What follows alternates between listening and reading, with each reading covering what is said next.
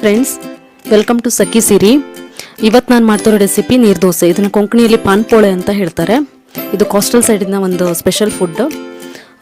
ಇದನ್ನು ತುಂಬ ಸಿಂಪಲ್ಲಾಗಿ ಈಸಿಯಾಗಿ ಮಾಡ್ಬೋದು. 1 ಕಪ್ನಷ್ಟು ತಿಂಡಿ ಅಕ್ಕಿ ನೆನೆಸಿಟ್ಕೊಂಡಿರೋದು, 1 ಕಪ್ನಷ್ಟು ಕಾಯಿ ತುರಿ, ರುಚಿಗೆ ತಕ್ಕಷ್ಟು ಉಪ್ಪು, ಆಮೇಲೆ ದೋಸೆ ಹುರಿಯೋಕ್ಕೆ ಎಣ್ಣೆ. ಇದಿಷ್ಟು ಐಟಮು ತುಂಬ ಸಿಂಪಲ್ಲಾಗಿ ಈಸಿಯಾಗಿ ಮಾಡ್ಕೋಬೋದು. ತುಂಬ ರುಚಿಯಾಗಿರೋವಂಥ ದೋಸೆ ಇದು.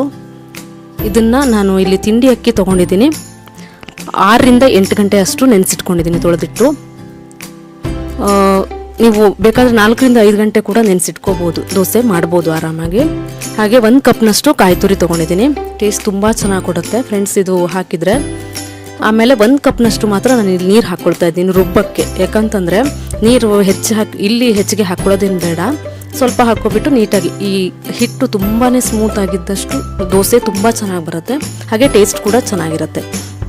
ಹಿಟ್ಟನ್ನು ರುಬ್ಬಿದ ಕೂಡಲೇ ದೋಸೆ ಮಾಡ್ಕೋಬೋದು ನಾವು. ಇಲ್ಲಿ ಏನಂತಂದರೆ, ನೀವು ಈ ಹಿಟ್ಟಿನ ಕನ್ಸಿಸ್ಟೆನ್ಸಿ ಬಂದುಬಿಟ್ಟು ತೆಳುವೂ ಆಗಿರಬೇಕು. ಈ ದೋಸೆ ಮಾಮೂಲಿ ದೋಸೆ, ಉದ್ದಿನ ದೋಸೆ ಎಲ್ಲ ಮಾಡ್ತಿರಲ್ಲ ಆ ಥರ ಅಲ್ಲ, ತುಂಬ ತೆಳುವಾಗಿರಬೇಕು. ನೋಡ್ಕೊಬಿಟ್ಟು ನೀರು ಹಾಕ್ಕೋಬೇಕು. ಇಲ್ಲಿ ರುಚಿಗೆ ತಕ್ಕಷ್ಟು ಉಪ್ಪು ಮತ್ತು ನೀರು ಎಷ್ಟು ಬೇಕು ಅಂತ ಹಾಕ್ಕೊಳ್ಳಿ.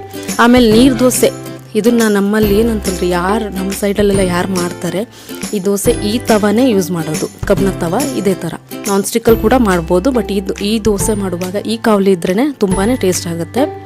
ಹಾಗೆ ಇದಕ್ಕೆ ಎಣ್ಣೆನ ಹಚ್ಚಲೇಬೇಕಾಗತ್ತೆ. ಸೊ ಎಣ್ಣೆ ಹಚ್ಕೊಬಿಟ್ಟೆ ದೋಸೆನ ಒಂದು ಸೌಟು ಫುಲ್ಲು ತೊಗೊಬಿಟ್ಟು ಇದೇ ಥರ ಹಾಕ್ಕೊಂಡ್ರೆ ದೋಸೆ ಚೆನ್ನಾಗಿ ಬರುತ್ತೆ.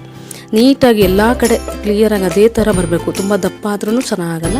ನೀಟಾಗಿ ಸ್ಪ್ರೆಡ್ ಮಾಡಿಕೊಂಡು ದೋಸೆ ಮಾಡಿದರೆ ಚೆನ್ನಾಗಿರುತ್ತೆ. ಹಾಗೆ ಇದನ್ನು 1-2 ನಿಮಿಷ ಮುಚ್ಚಿಬಿಟ್ಟೆ ಫ್ರೈ ಮಾಡಬೇಕು. ಹಾಗೆ ಇದನ್ನು ಒಂದೇ ಸೈಡ್ ಫ್ರೈ ಮಾಡೋದು.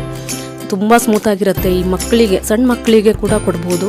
ಆಮೇಲೆ ವಯಸ್ಸಾದವರಿಗೆ, ಹಲ್ಲಿಲ್ದವ್ರಂತೂ ಆರಾಮಾಗಿ ತಿನ್ಬೋದು. ಸೊ ತುಂಬ ಟೇಸ್ಟಾಗಿರುತ್ತೆ, ಬೇಗನೆ ಮಾಡೋವಂಥ ರೆಸಿಪಿ ಆಗಿದೆ ಇದು.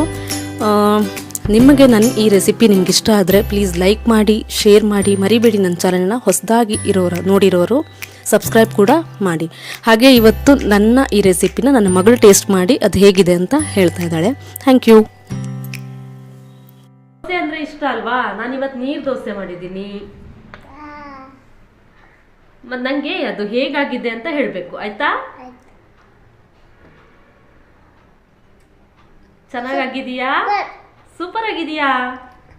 Thank you. Thank you mummy, ನೀರು dosa ಮಾಡಿಕೊಟ್ಟಿದ್ದಕ್ಕೆ. Siri, if you like this video, please subscribe, like and share. Thank you. Have a nice day. Bye bye friends.